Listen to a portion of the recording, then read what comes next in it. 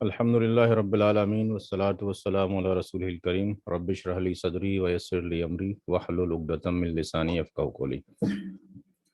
आज जो विरासत की है हमारी पहली क्लास है, फर्स्ट क्लास है, और विरासत के ऊपर बहुत सारी किताबें लिखी जा चुकी हैं। बट मेरा जो मोटिव रहा है, 6 साल से मैं इसके ऊपर रिसर्च कर रहा हूँ टॉपिक के ऊपर।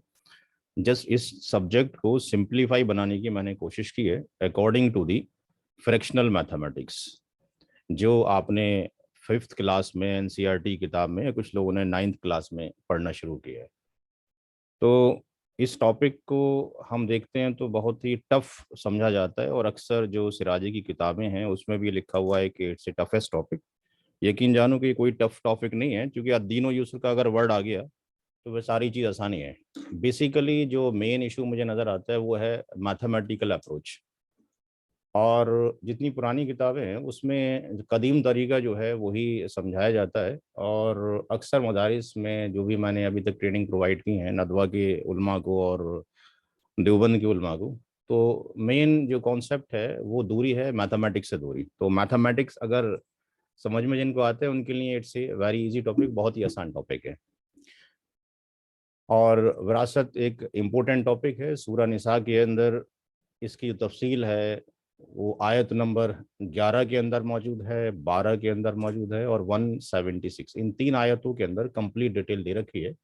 उसके अलावा कुछ जो लोग बचते हैं उनका डिस्कशन हदीस शरीफ के अंदर एग्जिस्ट करता है, जो सही हदीसों से, सही बुखारी में, मुस्लिम मुस्लिम शरीफ में, मिस्कात में, इब्न माजा के अंदर मौजूद है।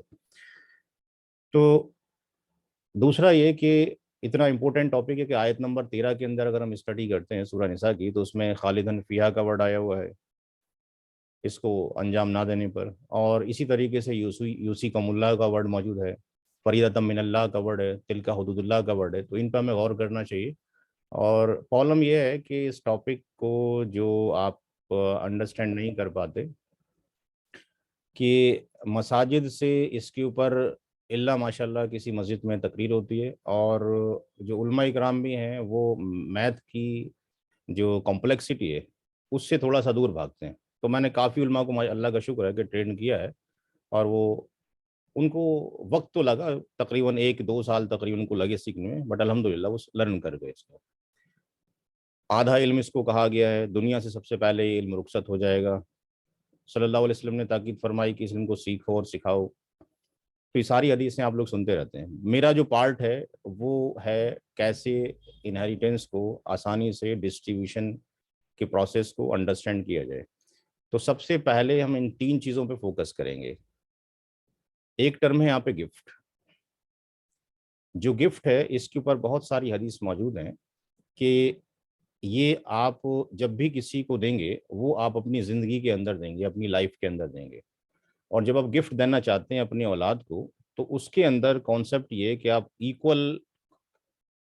इक्वलिटी रखिए कि जितने भी बच्चे मौजूद हैं उनको इक्वल देने की कोशिश कीजिए, ताकि जो है एक आदत पड़े कि जो डिस्ट्रीब्यूशन किया जा रहा है वो इक्वल किया जा रहा है। क्योंकि अनइक्वल जो भी हम गिफ्ट देते हैं बच्चों के अंदर, उसके अंदर फिर क्या होता है, उनके अंदर एक, बच्चों के अंदर एक जो नफसियाती तौर पे है, वो एक कोई लगता है कि जी वालिदैन हमें ज़्यादा प्यार करते हैं, इनको कम प्यार करते हैं।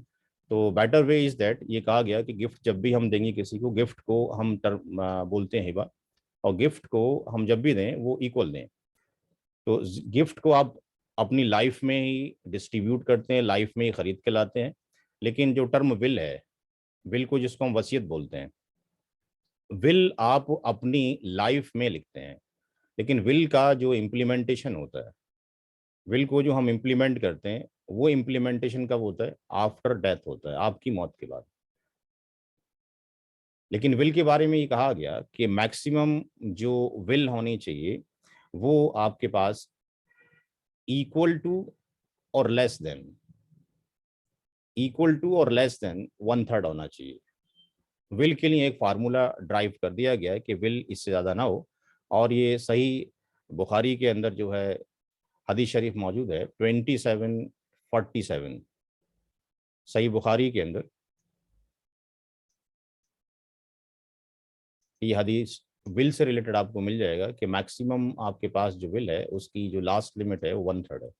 हम अपने माल की जो वसीयत कर सकते हैं 1/3 तक कर सकते हैं, लेकिन वसीयत उनको नहीं की जा सकती जिनके हिस्से यूसीकुमुल्लाह में अल्लाह तबारक ताला ने खुद से प्री डिफाइंड कर दिए हैं। उनके अलावा हम वसीयत कर सकते हैं। तीसरा जो पैरामीटर है वो है तरका, डिस्ट्रीब्यूशन ऑफ द इनहेरिटेंस। तो अब यहाँ पे जब कोई शख्स मर जाता है तो तरके का डिस्ट्रीब्यूशन होगा। ये जो डिस्ट्रीब्यूशन ऑफ इनहेरिटेंस है, इसमें मिसकॉन्सेप्शन ये पाया जाता है। अक्सर वकील हजरात के फोन आते हैं तो वो कहते हैं भी ऐसा क्यों नहीं कर सकते कि डिस्ट्रीब्यूशन ऑफ इनहेरिटेंस हम अपनी जिंदगी में ही कर दें। तो ये जो पैरामीटर है, ये गिफ्ट आप अपनी लाइफ में परचेज करके किसी को आप प्रोवाइड करते हैं। अपने बच्चों में अगर आप करते हैं तो कोशिश करें इक्वल करें, बाकी रिश्तेदारों में कर सकते हैं तो इक्वल एंड इक्वल हो सकता है, बट बच्चों के दौरान में ये इक्वल करना चाहिए। विल आप अपनी ज़िंदगी में लिखते हैं, लेकिन विल उन लोगों के लिए आप नहीं लिखेंगे जिनकी विल अल्लाह ताला ने खुद कुरान में कर दी है या सल्लल्लाहु अलैहि वसल्लम के दौर हदीस शरीफ में डिस्कशन कर दिया गया है। विल की मैक्सिमम लिमिट आपके पास 1/3 है, इससे ज़्यादा वसीयत हम नहीं कर सकते। और इनहेरिटेंस जो है आपके मरने के बाद डिस्ट्रीब्यूट की जाएगी, इसमें आपका कोई भी रोल नहीं है।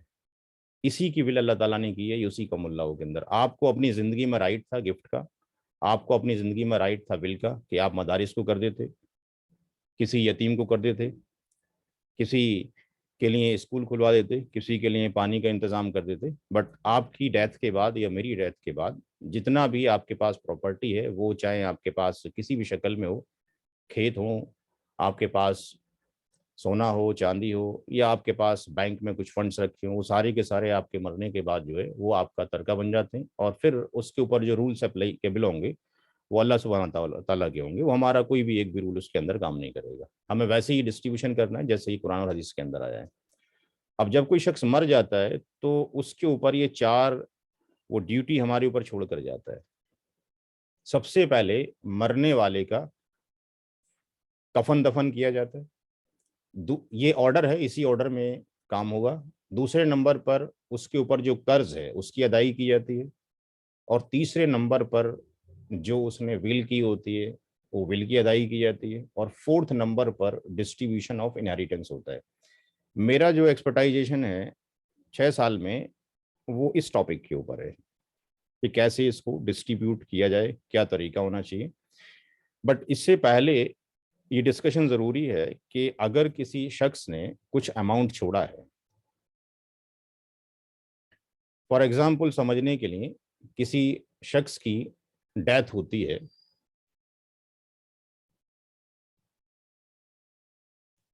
तो उस शख्स ने पीछे जो अमाउंट छोड़ा है जिसको हम बोल सकते हैं टीपीए, टोटल प्रॉपर्टी अमाउंट।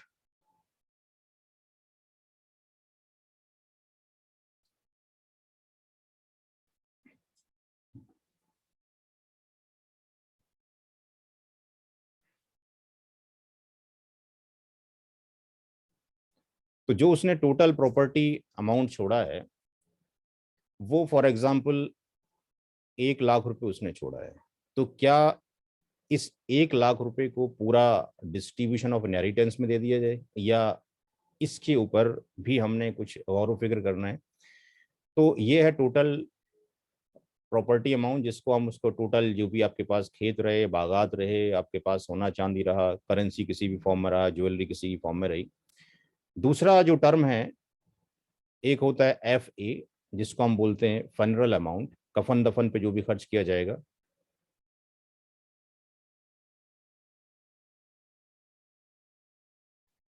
तीसरा एक पार्ट आता है DA, जिसको हम बोलते हैं DEBT, डेप्थ अमाउंट। ये आपके पास जो कर्ज का अमाउंट है। और फोर्थ नंबर पर है विल, WA को हमने कहा ये है विल अमाउंट। इसके हमने कुछ फार्मूले ड्राइव किए हैं जिसमें पुट करके आप ये निकाल सकते हैं कि इनहेरिटेंस अमाउंट कैसे हम निकालेंगे। IA को बोला जाता है इनहेरिटेंस अमाउंट।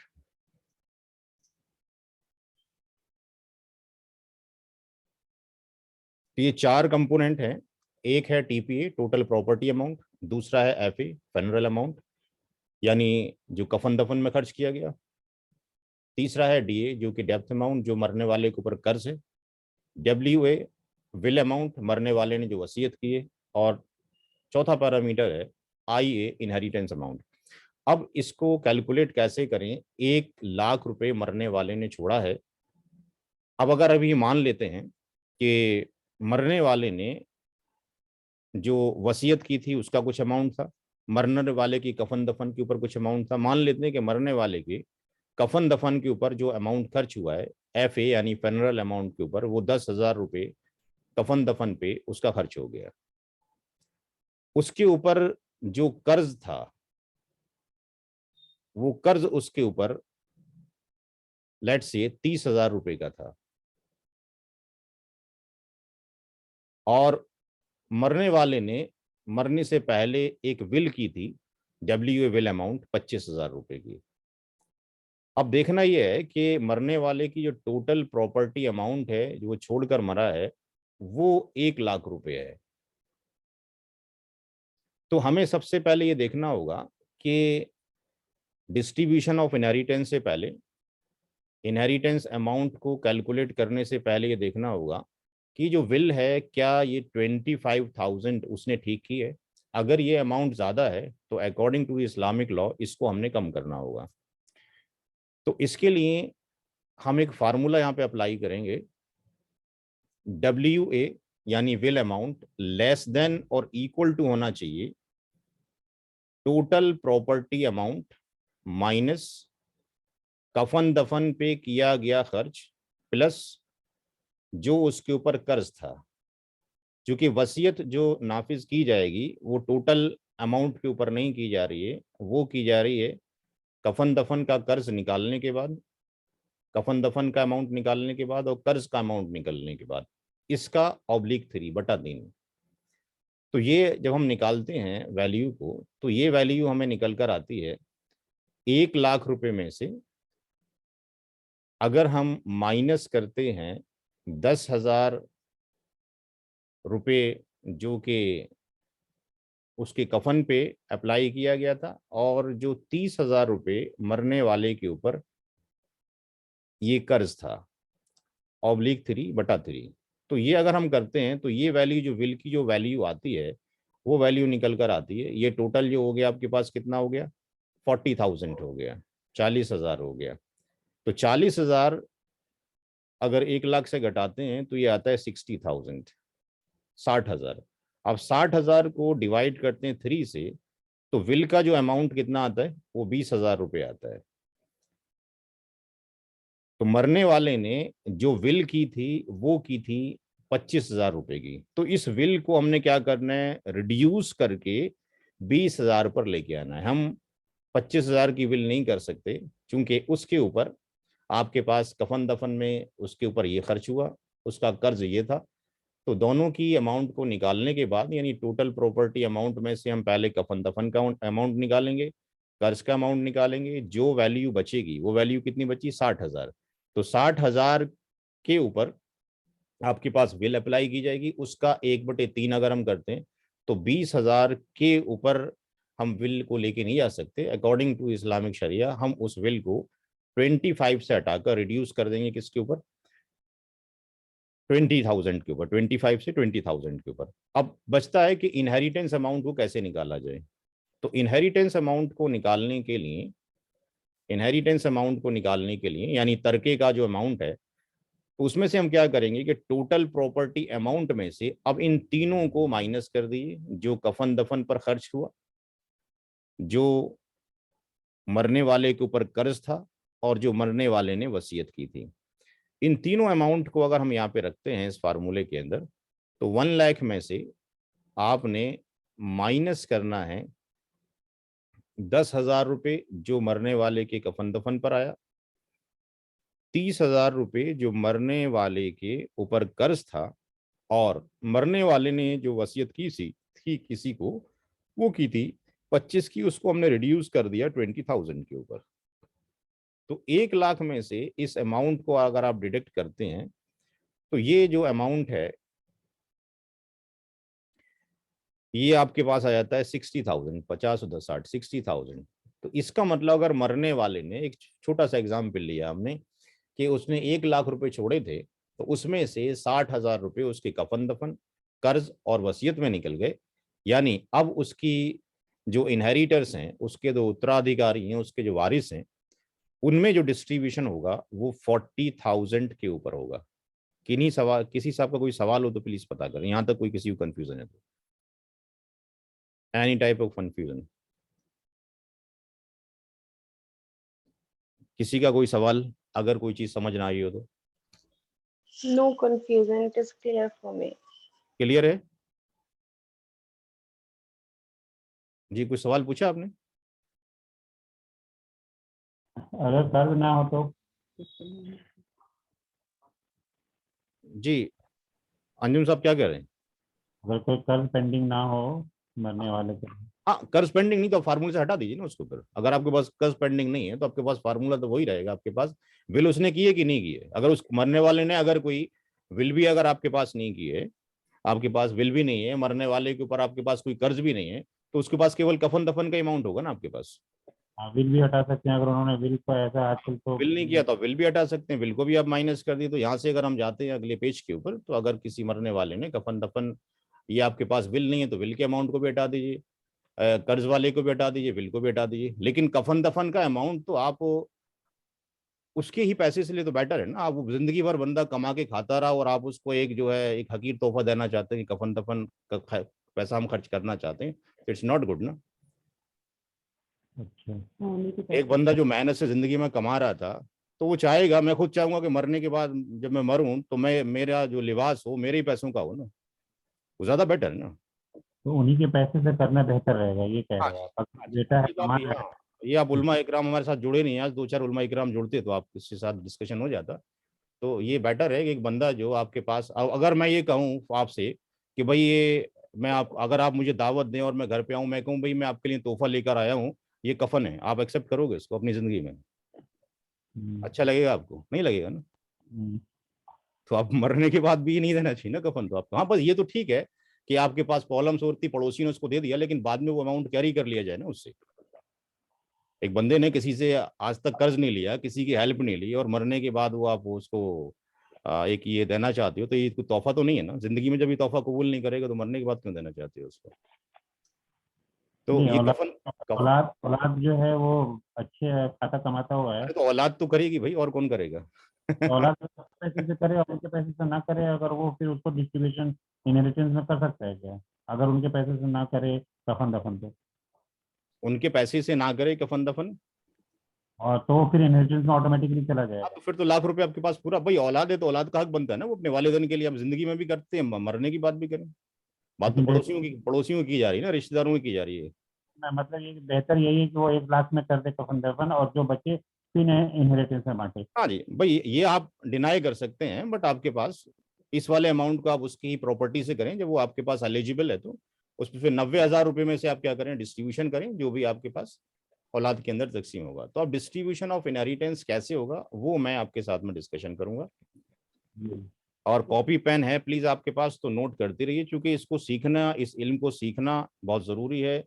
हदीस शरीफ बहुत सारी मौजूद हैं कि आप लोग ढूंढोगे, आपको कैलकुलेशन सिखाने वाले नहीं मिलेंगे, घर के मसले सुलझाने वाले नहीं मिलेंगे, पहला इल्म है जो दुनिया से रुखसत हो जाएगा। तो मेरी जो बुक्स हैं, उन बुक्स के अंदर मैंने ये कितने तरह के इनहेरिटर्स होते हैं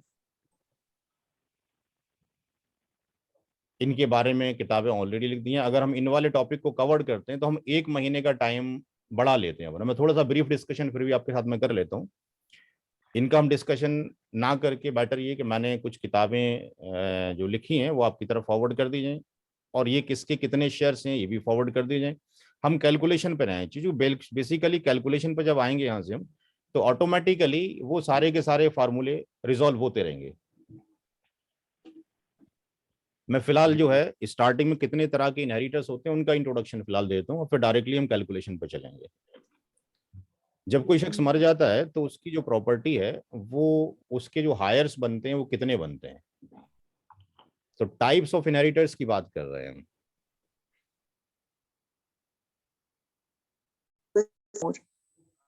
जी Connect to the boot.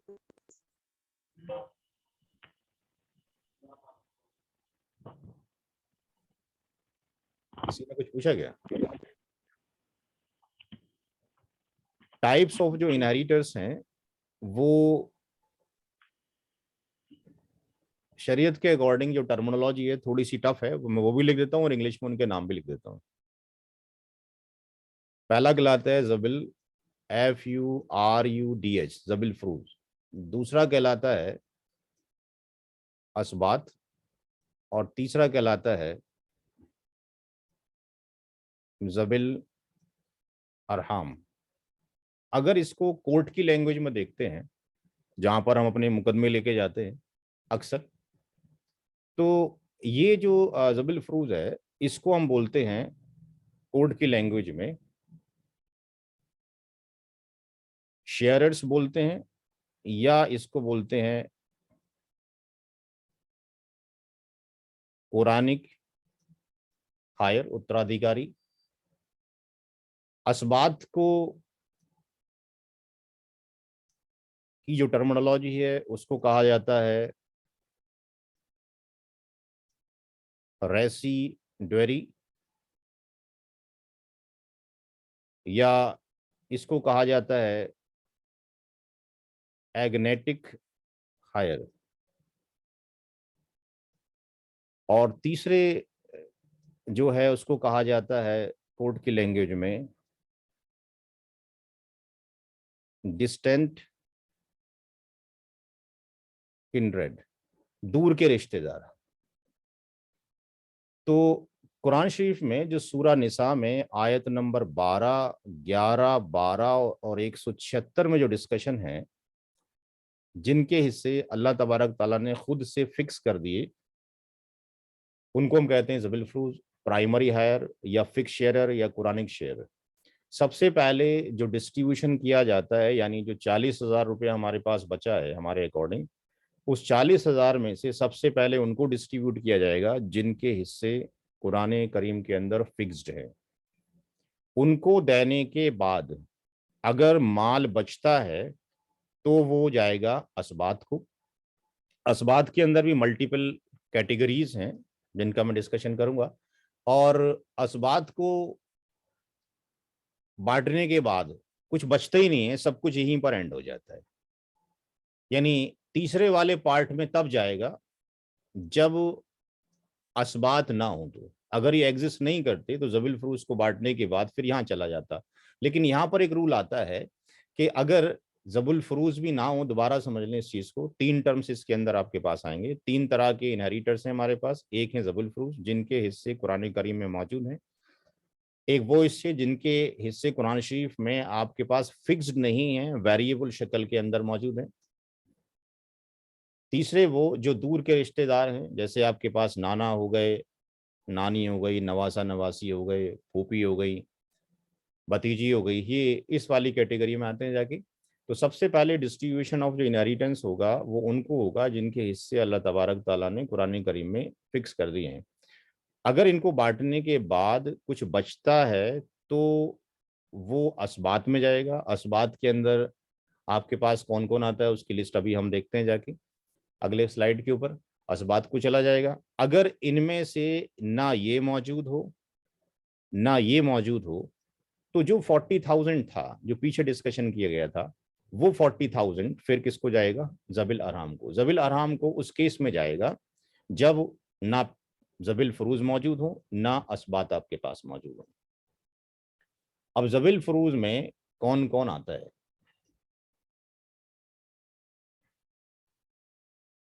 जिनके हिस्से कुरान शरीफ में मौजूद हैं।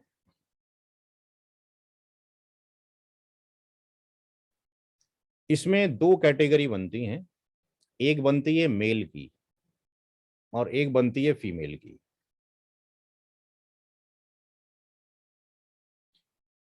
मेल के अंदर जो डिस्कशन है वो केवल 4 हजरात आते हैं। फादर यानी वालिद साहब, ग्रांड फादर यानी दादा आ गए, हस्बैंड, शौहर, और जो चौथा कैंडिडेट है वो है MATERNAL, मैटरनल ब्रदर। मैटरनल जो ब्रदर है वो है माँ शरीक भाई।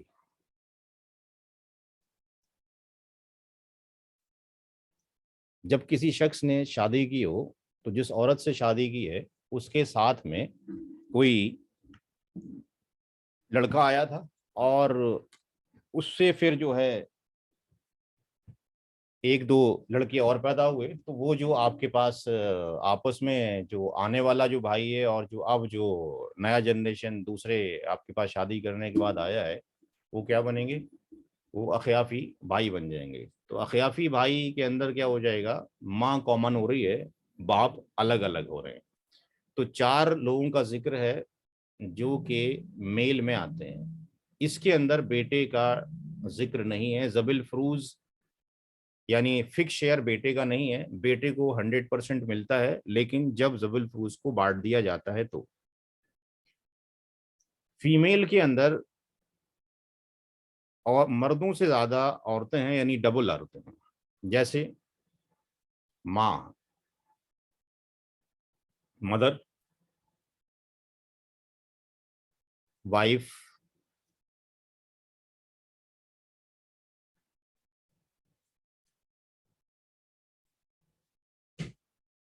डॉटर,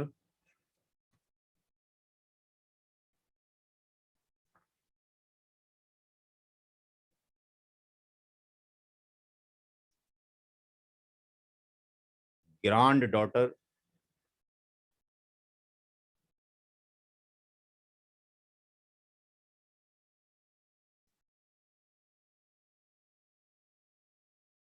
रियल सिस्टर यानी सगी बहन, मैटरनल सिस्टर यानी माँ शरीक बहन,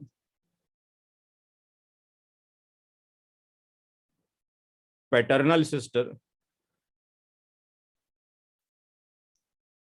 बाप शरीक बहन, और मैटरनल ग्रांड मदर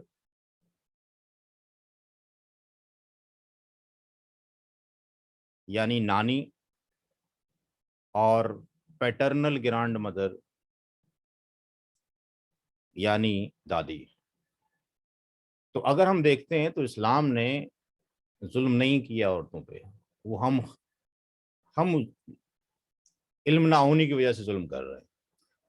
चार मर्द हजरात हैं और यहाँ पर 8 या 9 कुछ किताबों में दादी और नानी को एक ही स्लॉट में लिया गया है, तो एटलीस्ट डबल औरतें हमारे पास मौजूद हैं जो विरासत में हिस्सा पाती हैं। तो ये सारा का सारा डिस्कशन है मेरी ऑलरेडी किताबों के अंदर मौजूद है, मैं आपको व्हाट्सअप कर दूंगा ताकि ये टाइम आप कंज्यूम ना करें, उन किताबों को पढ़ लें, और जब हम डिस्कशन करेंगे इंशाल्लाह इन चीज़ों का तो ऑटोमेटिकली ये डिस्कशन में आते रहेंगे कौन किस कैटेगरी में आपके पास आता है। रिक्वेस्ट ये है कि सूरह निसा की आयत नंबर 11, 12 और 176 का ट्रांसलेशन का मुताला कर लें। तो ये मैंने जो डिस्कशन किया अभी, ये डिस्कशन किया आप लोगों के साथ में कि यहाँ पर कौन कौन आता है कौन नहीं आता। मैंने यहाँ तक का डिस्कशन आप लोगों के साथ कर लिया कि ज़बुल फरूज में मर्द हजरात कौन से हैं और आपके पास औरतें कौन सी हैं। ये बी गैरी और माँ गैरी, अब यहाँ पे जब जाते हैं जो असबात की कैटेगरी सेकंड कैटेगरी थी असबात की, तो असबात के अंदर आपके पास फिर 3 कैटेगरी आपके पास हो जाती है। एक कैटेगरी ये होती है, दूसरी ये होती है आपके पास, और तीसरी कैटेगरी आपके पास ये आती है।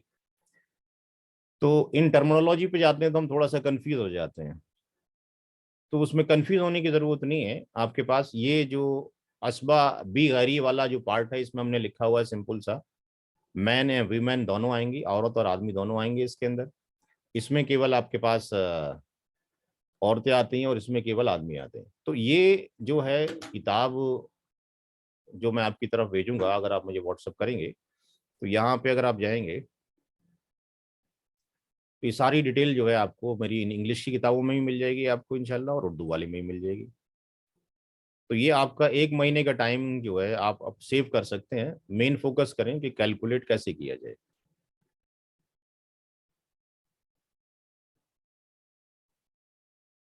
ये किताब इंग्लिश में है जो मैंने ओपन की है, अभी ओपन हो रही है, और ये उर्दू के अंदर है। जिसके अंदर सूरह निसा की आयत नंबर 11, 12 और उसमें कितने कॉम्बिनेशन बनते हैं वो सारी डेटा आपको मिल जाएगी। मैंने पेज नंबर का ध्यान रखा है खास तौर पे, जो चीज़ इस पेज पर होगी, जैसे यहाँ पर अगर हम आते हैं तो ये पेज नंबर 2 है, तो पेज नंबर 2 में मर्द हजरात में जो डिस्कशन किया मैंने अभी, आपके पास शौहर, बाप, दादा और माँ शरीक भाई, और औरतों में ये बीवी, माँ, बेटी, पोती, हकीकी बहन, बाप शरीक और माँ शरीक बहन, दादी नानी का डिस्कशन किया। असबात की जो किस्में हैं वो 3 तरह की हैं, असबाब गैरी, असबाब मागरी, असबाब नफसी। ये सारी की सारी आपको इंग्लिश के अंदर भी उसी पेज के ऊपर आपके पास मिल जाएंगे। तो रिक्वेस्ट ये, एक बार पूरे हफ्ते में आप इसमें गो थ्रू हो जाएंगे तो आपको समझने में आसानी होगी। कैलकुलेशन का तरीका इंशाल्लाह हम सीखते हैं। तो ये सारी चीज़ें उसी पेज पर यहाँ पर मौजूद है कि असबाब गैरी के अंदर कौन कौन आएगा। मैं कैलकुलेशन को लेके चलता हूँ ताकि कैलकुलेशन को करना हमारे लिए आसान हो। पहला जो सवाल है इसके अंदर, पहला सवाल ये है कि अगर हमारे पास अगर जो 40,000 रुपीज़ हैं, पीछे अभी 40,000 जो रुपए हैं जो बचे हैं, जो हमने कैलकुलेट किया था अभी, उस 40,000 रुपए को अगर हम बेस लेके चलें और मरने वाले ने अपने पीछे एक बेटा और एक बेटी छोड़ी हो, एक बेटा और एक बेटी छोड़ी हो, तो एक बेटा और अगर एक बेटी छोड़ी है मरने वाले ने, तो कैसे कैलकुलेट किया जाए। तो अगर हम देखते हैं सूरह निसा की आयत नंबर 11, क्वेश्चन नंबर 1 की बात कर रहे हैं। क्वेश्चन नंबर 1 में मरने वाले ने एक बेटा छोड़ा है और एक बेटी छोड़ी है।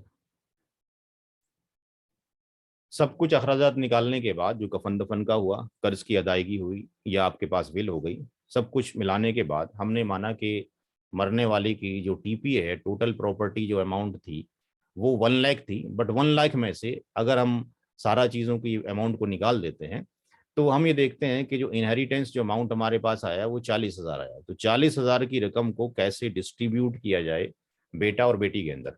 तो सूरह निसा की आयत नंबर 11 में यूसी कौमुल्लाह का वर्ड जब शुरू होता है तो उसमें कहा गया कि एक मर्द का जो हिस्सा है वो 2 औरतों के बराबर है। यानी जब भी सन और डॉटर का केस आएगा तो ये जो रेशियो बनेगा वो 2:1 बनेगा, 2 हिस्से बेटे के और एक हिस्सा बेटी का। तो यहां पर सन प्लस डी लिखने के बाद सन की जगह पर आप 2 लिख दीजिए, बेटी की जगह पे आप क्या लिख दीजिए, 1 लिख दीजिए, तो ये आ गए 3। यानी टोटल जो अमाउंट है इनहेरिटेंस का, उसके कितने डिवीजन किए जाएंगे,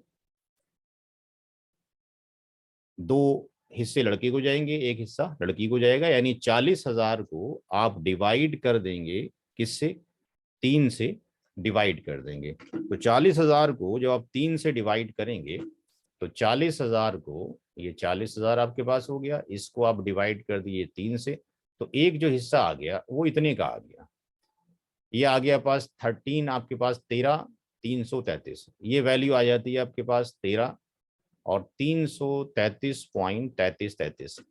तो जो सन है उसको जो जाएंगे वो 2 शेयर जाएंगे, 2 इंटू 13, 333.33, और जो डॉटर है उसको जो एक हिस्सा जाएगा आपके पास,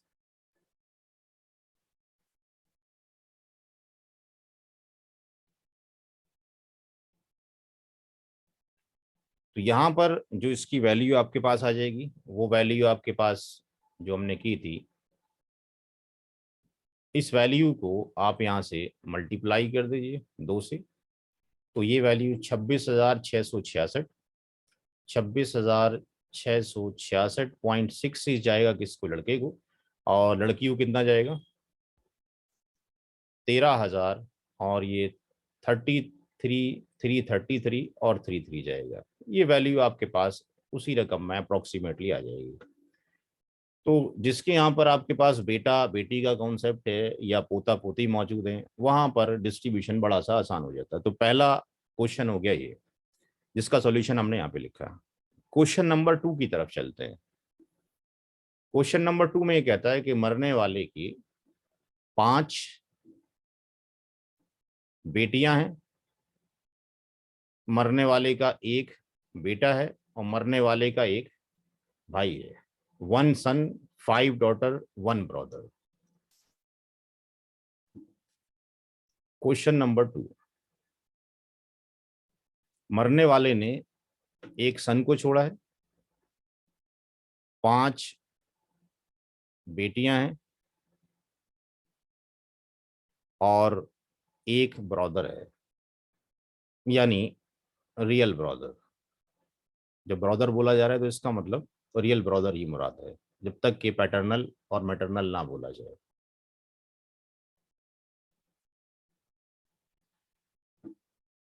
तो जब कभी भी ये बेटा और बेटी एक साथ मिलते हैं, इस्लामिक लॉ के अकॉर्डिंग इसको हम कहते हैं असबा बी गैरी। ये टर्मिनोलॉजी आपको सुनते सुनते इंशाल्लाह याद हो जाएगी 2-3 महीने के अंदर। जब कभी भी बेटा और बेटी या पोता और पोती या रियल ब्रदर और रियल सिस्टर, मैं यहाँ पे एक बार कोट कर देता हूँ सॉल्यूशन करने से पहले, कि जो असबा बी गैरी का वर्ड है, ये कहाँ कहाँ पर आपको सुनने को मिलेगा। ये आपको सुनने में आएगा उस कैलकुलेशन में जब सन एंड डॉटर मौजूद होंगे, चाहे वो एक हो एक से ज्यादा हो, जब grandson and granddaughter होंगे,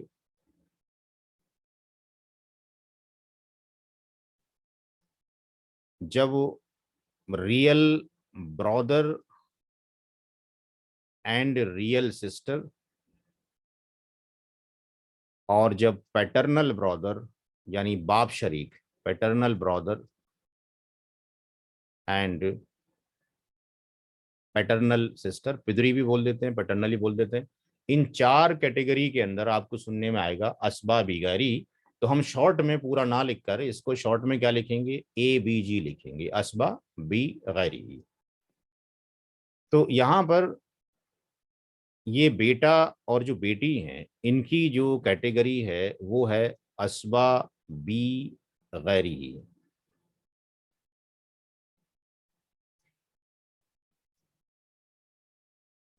ये जो रियल ब्रदर है ये आता है असबा बी नफसी के अंदर।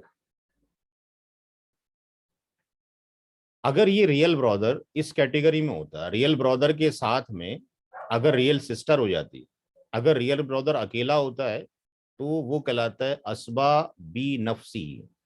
लेकिन अगर रियल ब्रदर अपनी बहन के साथ में हो गया तो फिर ये किस कैटेगरी में आता है, असबा बी गैरी के अंदर आ जाता है।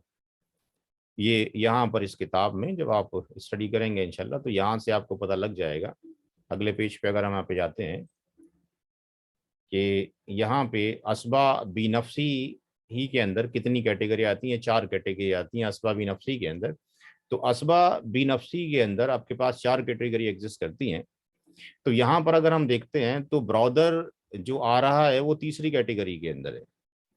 अगर किसी शख्स का की औलाद में बेटा मौजूद है तो मरने वाले के भाई को कुछ भी इनहेरिटेंस में नहीं मिलेगा। तो यहाँ पर मरने वाले की चूंकि औलाद में बेटा मौजूद है, इसलिए मरने वाले का जो सगा भाई है उसका कोई शेयर नहीं है। नो शेयर ड्यू टू सन, बेटे की मौजूदगी की वजह से इस भाई को कुछ भी नहीं मिलेगा। अगर ऐसा होता सवाल में कि अगर मरने वाले की बेटियां होती और ये सन ना होता, तो बेटियों का जो हिस्सा है वो कुरान करीम में सूरह निसा की आयत नंबर 11 के अंदर मेंशन है कि अगर एक ही डॉटर हो, अगर एक ही डॉटर हो तो इसका हिस्सा 1/2 है। बट अगर डॉटर जो है एक से ज्यादा हो यानी 2 और मोर हो, अगर ये 2 या 2 से ज्यादा हो जाएं तो उनका हिस्सा 2/3 है। तो अगर क्वेश्चन नंबर जो 2 में अगर हम फर्ज कर लें कि यहाँ पे अगर बेटा एग्जिस्ट नहीं करता और केवल बेटियां होती, तो 2/3 के अंदर 2/3 के अंदर इन 5 बेटियों को इक्वल डिस्ट्रीब्यूट किया जाता एंड रेस्ट ऑफ दी जो अमाउंट बचता यानी 1/3 अमाउंट होता वो इस रियल ब्रदर को दे दिया जाता। अब चूंकि हमारे सवाल में मरने वाले का बेटा मौजूद है तो बेटे की मौजूदगी में मरने वाले के भाई को कुछ भी शेयर नहीं जाएगा। इसका मतलब ये यहां से कैंसिल हो गया। तो बचा हमारे पास क्या, एक बेटा, तो आपने बेटे को एस लिख दीजिए और 5 बेटियों को डी लिख दीजिए, D plus D plus D plus D, D stand for daughter, 1 2 3 4 5। S बेटे और बेटी में जो रेशियो है वो कितना है, 2:1 है। मर्द का हिस्सा 2 औरतों के बराबर है। तो यहां पर आपके पास बेटी की जगह पे आप 2 लिख दीजिए और हर बेटी की जगह पर 1 1 1 1 और 1 लिख दीजिए। तो 2 ये हो गए, ये 3, ये 4, ये 5, ये 6 और ये 7, यानी 5 बेटियों के 5 हिस्से, एक बेटे के 2 हिस्से, टोटल कितने हो गए, 7 हिस्से हो गए। तो अगर हम उसी अमाउंट को लेते हैं तो जो 1 शेयर है हमारे पास कितना आ जाएगा, 40,000। अगर वही अमाउंट एक लेके चलते हैं हम और डिवाइड आपने इसको 7 से कर दिया, तो ये आपके पास 40,000 बटा 7, 40,000 बटा 7, एक जो वैल्यू आ गई वो 5,714 की आ गई। तो हर एक लड़की को कितना मिल जाएगा आपके पास, इसको आप राउंड फिगर में कर सकते हैं, जो भी करना चाहते हैं, क्या 85 या आपके पास 5,715 लड़की को दे दीजिए तो थोड़ा सा अमाउंट बढ़ जाएगा 0.2 के अंदर। तो हर एक बच्ची को कितना चला जाएगा आपके पास, 5,714, और हर जो लड़का है उस लड़के को कितने चले जाएंगे, उसको इसका डबल चला जाएगा, यानी लड़के को जाएंगे 11,400 आपके पास 28 रुपए जाएंगे, और जो लड़की को जो जा रहे थे वो आपके पास जो अमाउंट जा रहा था वो 5,714.28 जा रहा था। तो आई थिंक अगर किसी के यहाँ पे बेटे और बेटियां कितने भी हों, उनको कुछ भी प्रॉब्लम नहीं है करने के अंदर। आप जो है जितनी बार बेटे हैं उतनी बार बेटे लिख लीजिए, जितनी बार बेटी हैं उतनी बार बेटियां लिख लीजिए, हर बेटी के नीचे 1 लिख दीजिए, हर बेटे के नीचे 2 लिख दीजिए। टोटल यहाँ पर जो आ जाए, जो भी इनहेरिटेंस अमाउंट हो उसको डिवाइड कर दिया जाए। हर बेटी को आपके पास एक हिस्सा मिल जाएगा, हर बेटे को आपके पास 2 2 हिस्से मिल जाएंगे। इसमें कोई किसी को कुछ पूछना है, कोई कंफ्यूजन यहाँ पे, जो 2 सवाल कराएं?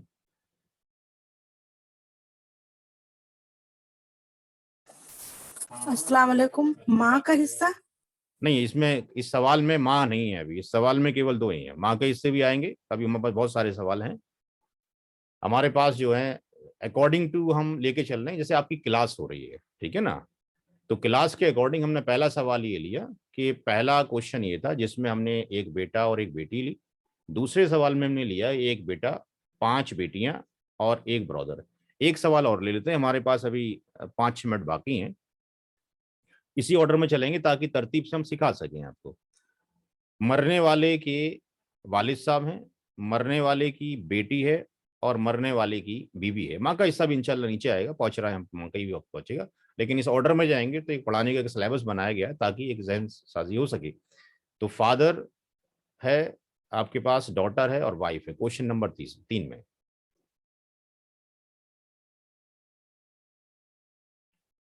क्वेश्चन नंबर 3 में फादर है, डॉटर है और वाइफ है।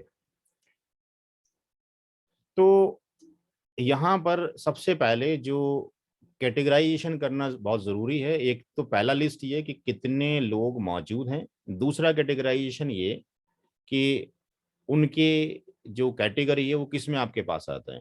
तो ये जो पार्ट है ये आपके पास लिस्ट ऑफ इनहेरिटर्स हो गया,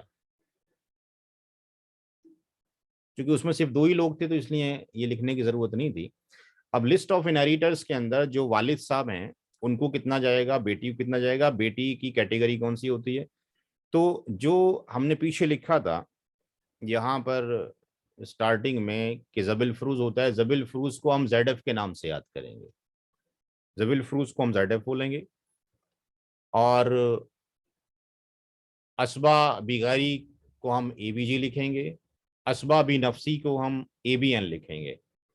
तो इस सवाल के अंदर जो बेटी है उसका हिस्सा कुरान करीम के अंदर फिक्स्ड है कि वो अकेली हो तो उसको तरके का जो मरने वाले ने छोड़ा है, कफन दफन कर्ज और उसकी अदायगी के बाद में वसीयत की उसको 1/2 मिलेगा।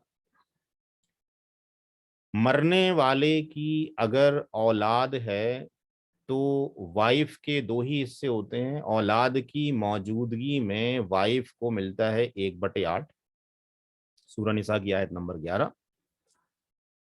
वाइफ भी ज़ैडफ है, जबिल फरूज है, यानी इसका हिस्सा भी अल्लाह तबारक तआला ने फिक्स किया हुआ है। तो 1/2 इस वाइफ को 1/8 मिल रहा है। क्यों मिल रहा है? ड्यू टू किड्स, औलाद की मौजूदगी की होने की वजह से वाइफ का हिस्सा 1/8 है। अगर यहां पर ऐसा होता कि औलाद नहीं होती है, अगर अगर नो किड्स अगर ये होता, तो वाइफ का हिस्सा कितना होता? 1/4। औलाद की गैर मौजूदगी में वाइफ का 1/4, और अगर औलाद हो तो वाइफ का हिस्सा 1/2।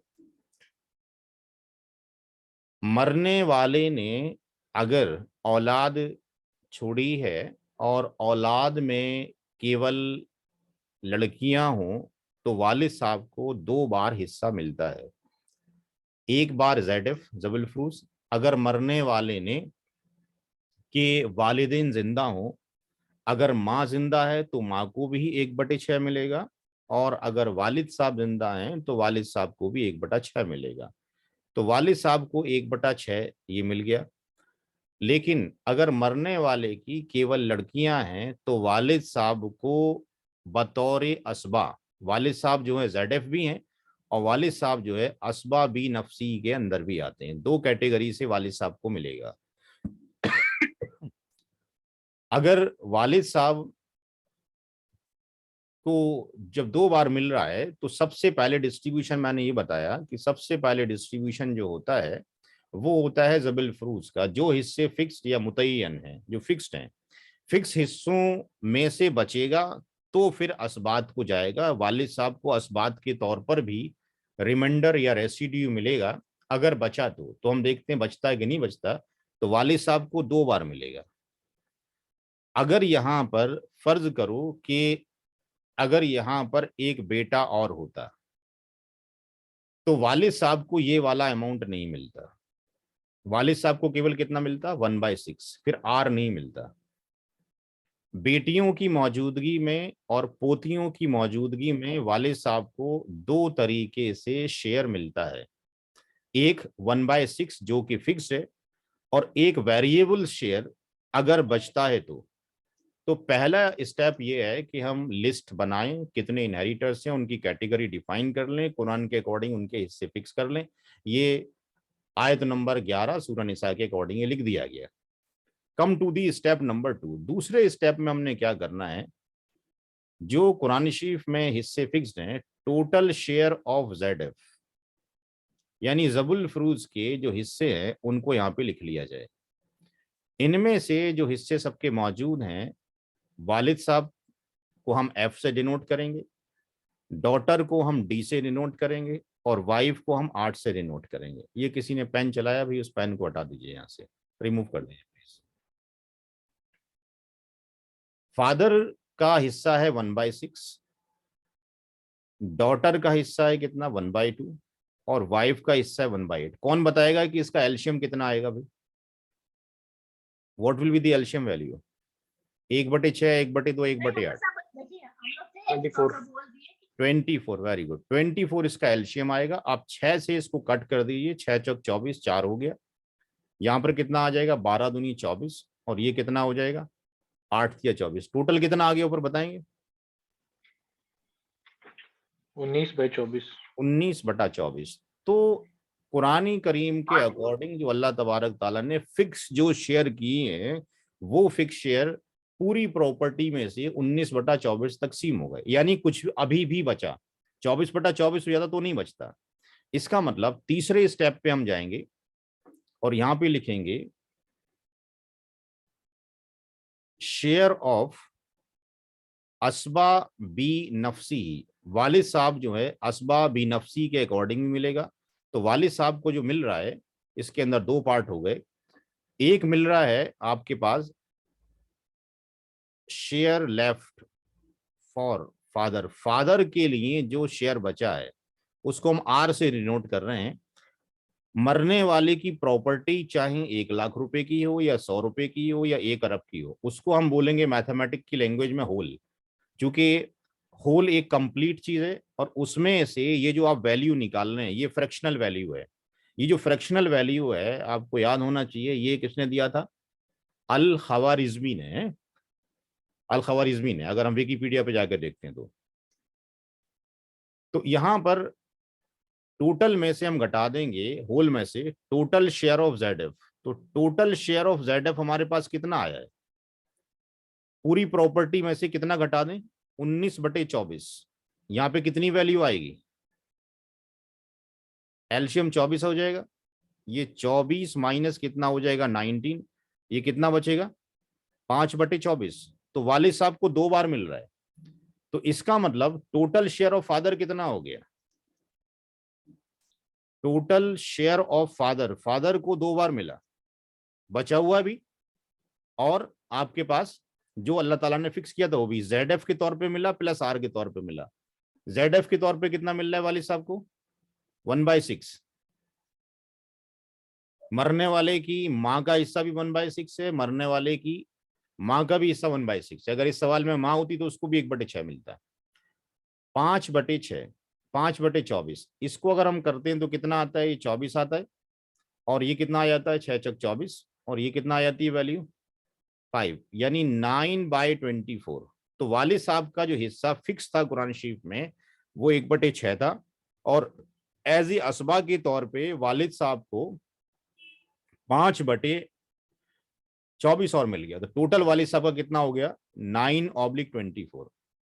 हर सवाल में हम केवल 4 ही स्टेप लिखेंगे। 4th स्टेप में हमारा आंसर है। उसके बाद इंशाल्लाह क्लास फिनिश करेंगे। Total share of all inheritors.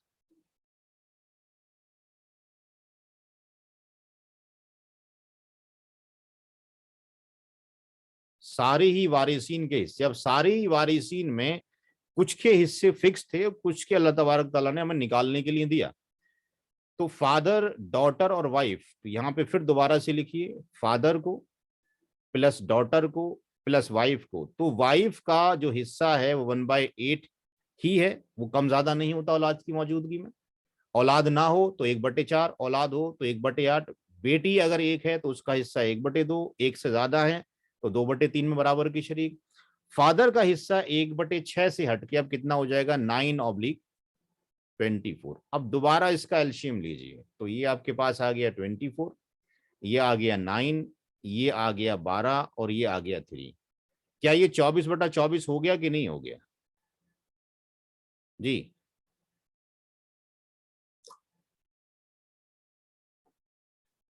24/24 हो गया। जी हो गया। इसका मतलब पूरी प्रॉपर्टी तकसीम हो गई। इसका मतलब ये हो गया कि अगर मरने वाले ने इनहेरिटेंस जो अमाउंट है अगर 40,000 छोड़ा है, हम एक ही अमाउंट लेके चल रहे हैं, बार बार लेके क्या चलें, या मोटा मोटा थंब रूल ये ले लीजिए, हर एक सवाल में अलग ले लीजिए, समझने के लिए काटने की जरूरत नहीं पड़ेगी हम बार बार। हम ऐसे मान के चल रहे थे मरने वाले का जो इनहेरिटेंस अमाउंट है, आईए का मतलब इनहेरिटेंस अमाउंट, वो 24 लाख रुपए है। वो कितना है? 24 लाख रुपए है। तो 24 लाख में से 9 लाख किसको जा रहा है? 9 लाख किसको गया? फादर। फादर को गया। 12 लाख कौन ले गया? डॉटर। वाइफ कितनी ले गई? 3। 3 लाख। तो आप ये देखो, टोटल कंपैरिजन करें मेल और फीमेल का, तो ये टोटल मिला के कितना ले गए? 15। 9 लाख। और ये 9 लाख कौन फायदे में जा रहा है? लेडीज। तो हम दे कब रहे हैं? है कि नहीं है? हम खुद ही जालिम है ना। मुझे 5-6 साल हो गए पढ़ाते पढ़ाते, मैं ये देखता हूं कि 90% घरों के अंदर जो है विरासत तकसीम नहीं हो रही है। अब आप सारे लोग चाहे बुरा माने या भला माने, मैं आप सारे लोगों की पार्टी करूं और मैं जहर खाने में मिला दूं, या आप वो जहर अपना खुद अपने खाने में मिलाए खाएं, इफेक्ट होगा दोनों पे कि नहीं होगा? जी भाई, कोई शख्स दावत करे डेफिनेटली होगा। आपकी, कोई शख्स दावत करे और उसमें जहर मिला दे, या वही जहर की पुड़िया आप अपने हाथ से अपने खाने में मिला के खाएं, इफेक्टिव होगा कि नहीं होगा? होगा। तो इसका मतलब अगर कोई शख्स मर जाता है और हम ऑर्फन का यानी यतीम का माल खाते हैं, तो अल्लाह ताला की किताब ही कहती है कि यतीम का माल ना खाओ, जो यतीम का माल खाते हैं वो अपने पेट में क्या करते हैं, आग भरते हैं। तो एक तो ये आग हम पेट में भर रहे हैं दुनिया के अंदर। दुआएं कबूल ना होने का मेन फैक्टर एक ये भी है कि हम डायरेक्टली या इनडायरेक्टली कहीं ना किसी तरीके से हराम माल में मुलव्विस हैं। किसी की शादी हुई, डिस्ट्रीब्यूशन ही नहीं हुआ है घर को उसके आज तक, तो वो जो माल था, जिनका हक था, जनरली बहनों का हक तो मारा ही जाता चूंकि शादी कर दी है उसकी, हम ये कह देते हैं। तो जबकि गलत फैक्टर है वो। तो बेटी कहीं पर भी हो, कितनी भी मालदार हो, डिस्ट्रीब्यूशन ऑफ इनहेरिटेंस होना है, माल कम छोड़ा हो ज्यादा छोड़ा हो। तो एक तो हम खुद अपने पेटों में आग भर रहे हैं, दूसरा जिनके यहाँ पे डिस्ट्रीब्यूशन ऑफ इनहेरिटेंस नहीं हुआ उनका ठिकाना क्या है, जहन्नम में। खालिदन फीहा का वर्ड आया है, परमानेंट आपके पास है। अब कितना लंबा ठिकाना है या परमानेंट है अल्लाह बेहतर जाने। कुछ उलमा इकराम कहते हैं तवील मुद्दत है, कुछ कहते हैं खालिदन फीहा का वर्ड आ गया तो परमानेंट ही जहन्नम है। और रोजा, नमाज और हज एक अलग पार्ट है। ज़कात तब आप देते हैं जब आप निसाब के लिए एलिजिबल हो जाते हैं। 52.5 तोले या 7.5 तोले सोना या उधर चांदी का अमाउंट 3-4 लाख रुपए के। लेकिन इस इनहेरिटेंस का तो कोई भी निसाब नहीं है। अगर आपके बदन पे जो भी कपड़े हैं सिर्फ उतने ही हैं तो उसका भी एक अमाउंट लगाया जाएगा और उसका भी डिस्ट्रीब्यूशन किया जाएगा। उलमा इकराम तो यहाँ तक भी लिखते हैं कि मरने वाले के पास तन पे कोई कपड़ा नहीं था, उसके मुंह में एक चिंगम थी, तो उस चिंगम को भी डिस्ट्रीब्यूशन ऑफ इनहेरिटेंस में शामिल किया जाएगा। इतना की और वेरी इंपॉर्टेंट पॉइंट है। तो अल्लाह ताला से दुआ करें कि इसको सीखें और लोगों को सिखाएं। जितने लोग जुड़े हुए हैं ये कंटिन्यू रहें, सीखते रहें और लोगों को सिखाते रहें। ये पहला इल्म है जो दुनिया से रुखसत हो जाएगा। आपने फरमाया कि मैं वफात पाने वाला हूँ, इस इल्म को सीखो और सिखाओ। बहुत सारी बेताशा हदीस मौजूद है।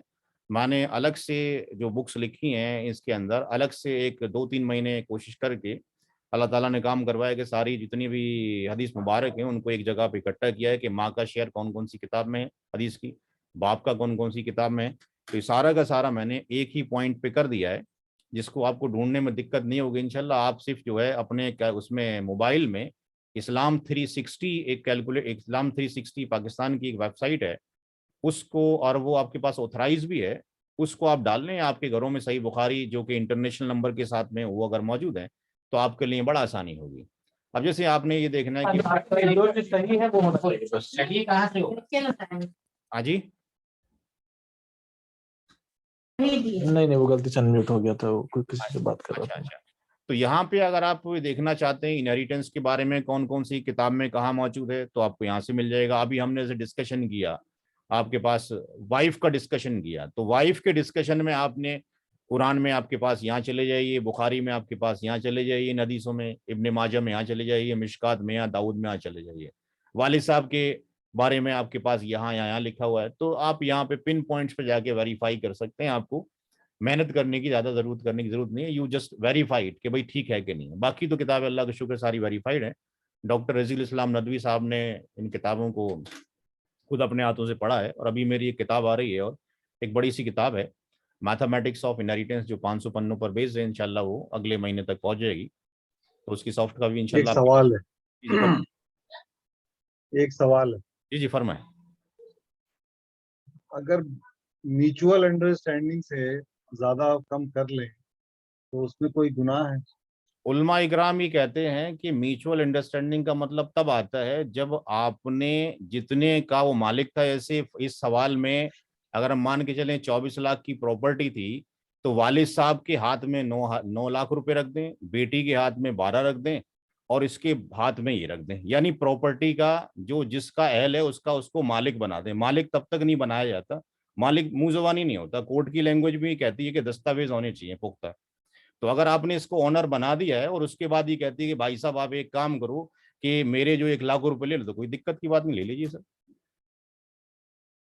अगर सारे एग्री हैं तो कोई दिक्कत नहीं। अब एग्री नहीं है तो अब होता क्या है कि साहब बहन ने माफ कर दिया है, तो ऐसे माफ करने से माफ नहीं होता है। हत्ता कि ये भी याद रखना चाहिए कि बीवी का जो महर हम नहीं देते हैं वो भी एक कर्ज है और वो भी आपको अदा करना पड़ेगा। वो भी आपकी विरासत, मरने के बाद आपकी विरासत से ही उसको दिया जाएगा, लेकिन हम माफ करवा लेते हैं बहनों से भी और बीवी से भी। मेरा जो पार्ट स्पेशलाइजेशन है, आप मेरे से डिस्कशन करें उस टॉपिक के ऊपर कि डिस्ट्रीब्यूट कैसे होगा। ये वाले क्वेश्चन के लिए दुनिया में बहुत सारे उलमा इकराम है जो आपको फतवे देंगे, मैं फतवे नहीं दे सकता। मेरा जो बैकग्राउंड है वो टेक्निकल बैकग्राउंड है, नेटवर्क एंड सिक्योरिटी इंजीनियर हूँ। अल्लाह ताला का फजल है कि मुझे 5-6 साल मैंने मेहनत किया, लोग मुझे इस फील्ड में जानते हैं, इंडिया और विदेश के लोग भी स्टडी करते हैं। मैं पढ़ाता भी हूँ इनहेरिटेंस, ये फ्री ऑफ कॉस्ट टॉपिक में पढ़ाता हूँ। बाकी तो इतने टॉपिक लिख रहे हैं ये मैं पढ़ा रहा होता हूँ, ये पैसा कमाने का मेरा जरिया है, ये फ्री ऑफ कॉस्ट एक फी सबीलिल्लाह सारा काम चलता है। तो मेरे से डिस्ट्रीब्यूशन का तरीका सीखिए, कैसे सीखा जाए। ये पेचीदा वाले जो मसले हो जाते हैं कि एक ने घर बनाया, उस पर छत डाल दी, फिर बड़े भाई ने बेच दिया, छोटे भाई आया उसने अपने कब्जे में कर लिया, तो ये मेरे से पॉसिबिलिटी नहीं है। ये आप वहां से लेंगे, मेरे से कैलकुलेशन सीखें, कैलकुलेशन कैसे किया जाए, इतना आ जाए। फिर दूसरा मरहला है कि कैसे आप अंडरस्टैंडिंग करते हैं भाई। कोई कभी कभी ऐसा आता है एक टॉपिक जिसको हम कहते हैं, एक टॉपिक आता है इसके अंदर जिसको बोलते हैं तखारुज। तखारुज का मतलब होता है कि साहब बड़ा भाई ये बोल दे कि भाई मेरे पास तो बहुत कुछ है, आप लोग आपस में बांट लो। तो उसका भी एक तरीका है डिस्ट्रीब्यूशन का कि किस तरीके से किया जाए। पहले भाई को शेयर उसके हाथ में दे दिया जाए, फिर भाई अपनी मर्जी से उसको डिस्ट्रीब्यूट करे। अगर उसको हम कैलकुलेशन से निगेट कर दें, हटा दें, तो जो फैक्टर सारे होते हैं सारे गड़बड़ा जाते हैं। ये मैं आपको सिखाऊंगा तब जब ये सारा आप सीख लेंगे। मैंने तखारुज का भी कॉन्सेप्ट रखा है, बहुत तरह का डिस्ट्रीब्यूशन है। इंशाल्लाह जब ये सीखेंगे तो सारी चीजें आपको आ जाएंगी, फिर ऐसा कोई चीज नहीं रहेगी कि आपको ना आती है। उसमें बहुत सारा हमने लिया, देखिए एक बार इसको देख लें, इस पर क्लास खत्म करते हैं। यहाँ पर तो ये सारे क्वेश्चंस वो चल रहे हैं। उसके बाद यहाँ पर एक टर्म आ रहा है कि केवल जो है जबिल फरूज ही उसके अंदर हो। जो मैंने आपके पास लिखे हैं 8 औरतें और 4 मर्द, यानी बाप ना हो, बेटा ना हो, पोता ना हो, भाई सगा भाई ना हो, पैटर्नल भाई ना हो, तो डिस्ट्रीब्यूशन का तरीका क्या होगा? ये डिस्ट्रीब्यूशन का तरीका फिर बदल जाएगा। इसके बाद एक आपके पास आता है नीचे जिसको हम बोलते हैं तखारुज। आप अपनी मर्जी से ये कहना चाहते हो कि भाई मैंने बीवी को महर नहीं दिया था इसलिए मैं अपना हिस्सा नहीं लेना चाहता हूँ, आपस में बांट लो। किसी ने कहा वालिद साहब की कार मुझे पसंद है और बाकी 4 लोग और थे घर में, वो सारे के सारे एग्री हो गए इसके ऊपर, तो उस केस के अंदर फिर हम क्या करेंगे, उसको वो क्या बोलते हैं तखारुज। उस भाई को कार दे दिया जाएगा, लेकिन उसको आपके पास विरासत में कंसीडर करके उसके शेयर को फिर हम हटा के बचे हुए लोगों के अंदर वो अगेन डिस्ट्रीब्यूट करेंगे। कैसे करेंगे वो तरीका इंशाल्लाह सिखाएंगे बाद में। एक होता है शेयर ऑफ प्रेगनेंसी। आपकी डेथ हो रही है, आपकी वाइफ या आपकी माँ हमल से है, तो वो कैसे डिस्ट्रीब्यूशन किया जाए, ये सवाल जो है तकरीबन एक सवाल करने में हमें 1 घंटे के तकरीबन लगता है। तो इसके ऊपर भी इंशाल्लाह 5-6 सवाल हैं। इसके ऊपर मेरी सेपरेट एक बुक है, share of pregnancy in Islamic laws of inheritance. तो उसके ऊपर कैसे डिस्ट्रीब्यूशन होगा उसको हम मान के चलेंगे। एक बार आने वाला औलाद लड़का है, एक बार मान के चलेंगे लड़की है, फिर एजम्पशन लेके सब कम से कम अमाउंट लोगों को दे दिया जाएगा। जब विलादत हो जाएगी बच्चे की तो इसके अकॉर्डिंग फिर डिस्ट्रीब्यूशन करेंगे। एक ये पार्ट है जो उसको कहते हैं मुनास्का, जिसमें पीढ़ी दर पीढ़ी लोग मरते रहते हैं और हम उसका डिस्ट्रीब्यूशन ही नहीं करते। 5-6 लोगों के मरने के बाद फिर हम फैसले करते हैं, फिर बड़े पेचीदा मसले हो जाते हैं। दैट इज कॉल्ड दी मुनास्का। तो इंशाल्लाह मैं 120 क्वेश्चन तक कराऊंगा। इट विल टेक अप्रोक्सीमेटली, ये आपके पास 6 महीने तकरीबन लगेंगे करने के लिए, 5-6 महीने। अगर आप होमवर्क हाथ के हाथ करते रहेंगे इंशाल्लाह 2-3 क्लास के बाद होमवर्क करना आप शुरू कर देंगे तो फिर जल्दी कवर्ड आपके पास हो सकता है। तो कैलकुलेशन का तरीका आप मेरे से सीखिए, इतना भी इंशाल्लाह आप सीख लेते हैं तो आपने टू मच सीख लिया है। क्लास ओवर करें भाई, इंशाल्लाह अगले हफ्ते मुलाकात होगी। ठीक है जो लोग इंशाल्लाह। मौजूद हैं एक काम करें, चैट में अपने अपने मोबाइल नंबर डाल दे दें हमारे को, ताकि ग्रुप में आपको शामिल कर लिया जाए। जी जी। वसी भाई आपको वसीउर रहमान साहब जो है आपको सबको ग्रुप में शामिल कर देंगे। चैट के अंदर अपने अपने मोबाइल नंबर छोड़ दीजिए प्लीज अपने नाम के साथ में, जो लोग इंटरेस्टेड हैं ज्वाइन करने के लिए। जी, जो नए लोग हैं जिनका नंबर नहीं है वो लोग दे देंगे। हाँ लोग तो वसी उसमें ग्रुप में हैं, जो लोग ग्रुप में नहीं है वो लोग नंबर छोड़ दें। जी, वसी भाई कह रहे हैं जो लोग ग्रुप में नहीं हैं और क्लास को कंटिन्यू करना चाहते हैं, दे वांट्स कि भाई जो वीडियो हैं वो अपलोड होके आपके पास जाती रहें, तो जो लॉगिन नहीं है, जो मेंबर नहीं है ग्रुप के, वो अपने नंबर चैट बॉक्स में लिख दें अपने नाम के साथ में।